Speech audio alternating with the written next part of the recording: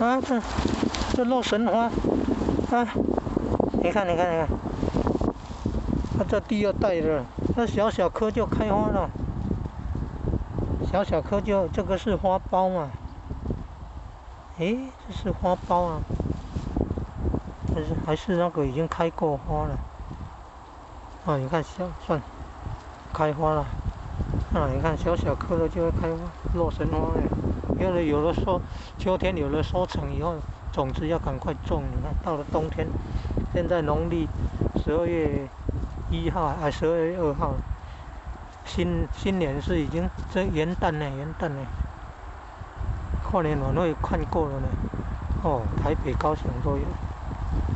你看那个洛神花，小小颗就，哦，这里也是呢，不是只有一颗哦。哦，小小颗这么小颗就有，可以看到开花啊！这个种子有价值。